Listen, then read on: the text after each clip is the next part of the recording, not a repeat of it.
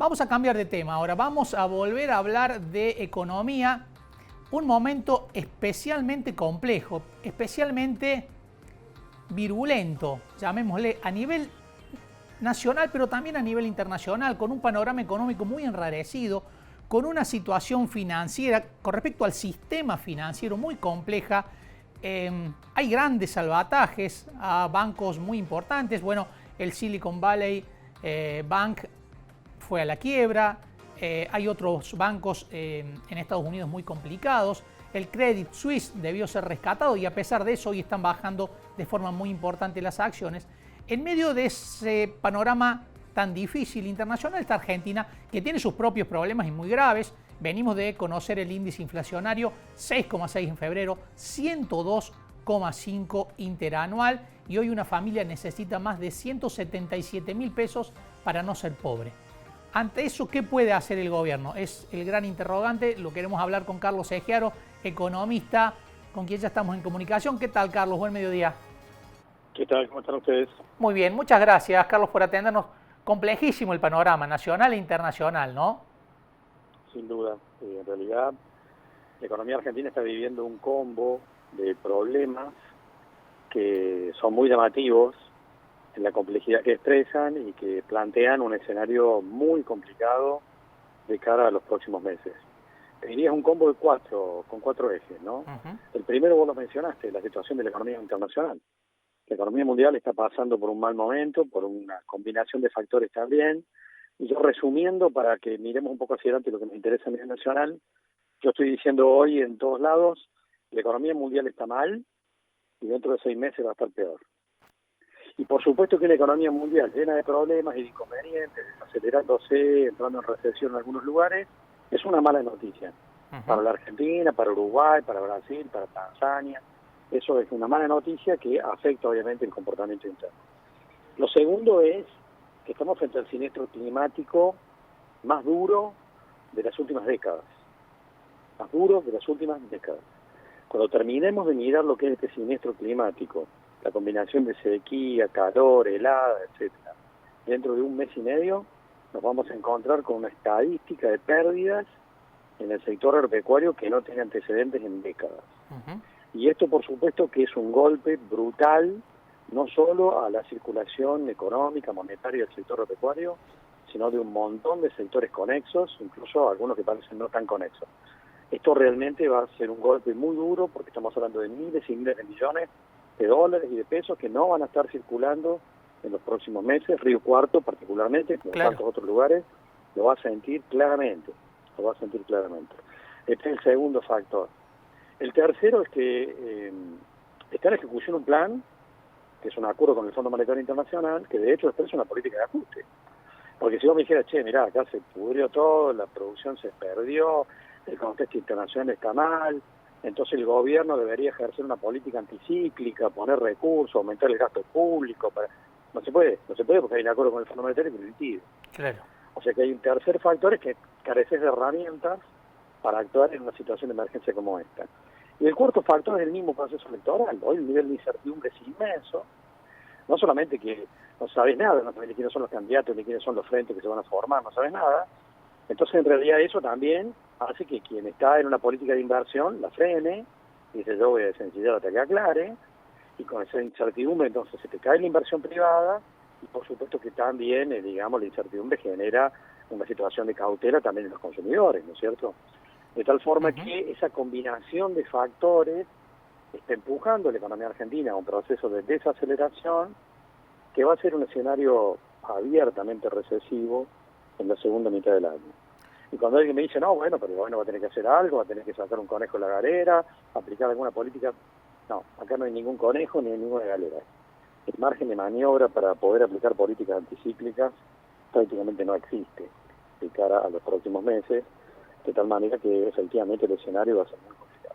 Carlos, entonces se va a un escenario de menor actividad, pero con una inflación muy alta en el orden del 6-7%, que se vendría a ser casi el peor de los mundos en economía, ¿no? Es un escenario de lo que llamamos estanflación.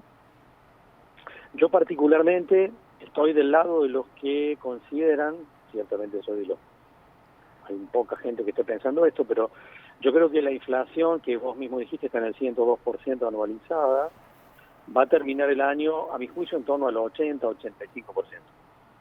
Y alguien dirá, ¿por qué vos ves que se descomprime un poco la inflación? Sí, ¿por qué? Porque la recesión va a marcar la cancha. Claro, le va a poner un límite. Y la recesión va a marcar la cancha en los próximos meses. Por supuesto, decir que la inflación en lugar del 95% como fue el año pasado, pudiera ser este año del 85%, es discutir si estamos en la biosfera o en la estratosfera, ¿está bien? Es decir, no estamos hablando, la gente que se va a dar cuenta que puede estar bajando la inflación, va a seguir siendo bien, va a seguir viendo una inflación tremenda, que es el escenario que inevitablemente también tenemos en los próximos meses, porque el gobierno no tiene una batería de herramientas eficientes para actuar en términos del proceso de inflación. Desgraciadamente tampoco lo tiene. Carlos, el otro día escuchaba a Cristina Fernández hablar nuevamente del tema del déficit fiscal y de decir, bueno, gran parte de los países tienen déficit fiscal e incluso en volumen un déficit fiscal mayor que el argentino. ¿El problema es el déficit fiscal o la financiación de ese déficit fiscal? El tema es que los problemas de la Argentina no se reducen en un problema, ¿no es cierto? En realidad es un combo de problemas. Cuando Cristina Fernández dice que el déficit fiscal de otros países desarrollados es más alto que el de la Argentina, tiene razón, por supuesto, es cierto. Sí. Si miras también la deuda, en realidad si uno mira la deuda del gobierno argentino en relación al PBI, la deuda te da el 80%. La deuda de, Japón, el 170% del PBI. La mayor parte de los países desarrollados tienen deudas, sus gobiernos, más duras en términos de actividad económica que las que tiene la Argentina. Pero no tienen el prontuario que tiene la Argentina. Claro. Este es el problema. Le prestan. Un problema de credibilidad también. Japón tiene una deuda, el gobierno japonés tiene una deuda muy superior a la deuda que tiene la Argentina en relación al nivel de actividad económica, pero es Japón. Y sigue teniendo crédito. Mientras que la Argentina no lo tiene porque es un violador serial. Entonces, efectivamente se conjugan un montón de elementos que no solamente son parte de la imagen de la foto, sino de la película para acá, que muestra toda la historia de la Argentina y sus incumplimientos. ¿Sí? Carlos, supongamos este escenario que decís de una baja de la inflación en torno al 80%, pero en un contexto recesivo. ¿Eso haría que los sueldos pierdan más de nuevo contra la inflación, teniendo en cuenta que en un contexto recesivo las empresas van a decir, los ingresos no me acompañan para que yo pueda cubrir la inflación? Sí, por supuesto. Por supuesto que también es cierto que hay gremios que tienen capacidad de negociación, ¿no es cierto? Pero son los menos. Hay gremios que la pelean porque tienen capacidad de negociar con el sector empresario, con el propio Estado, y logran zafar de ese proceso, pero son los menos. La mayor parte de la población a lo largo de este año va a seguir en una situación de pérdida de poder adquisitivo, o al menos de no recuperación, porque pensemos que asalariados, jubilados, monotributistas, gente que está en los sectores informales, viene perdiendo poder adquisitivo desde el 2012. Y la probabilidad de que eso se pueda recuperar este año, obviamente, no existe. ¿Con sequía, pérdida de ingresos por exportaciones, es cumplible el acuerdo con el fondo o hay que rediscutirlo, como dicen algunos economistas?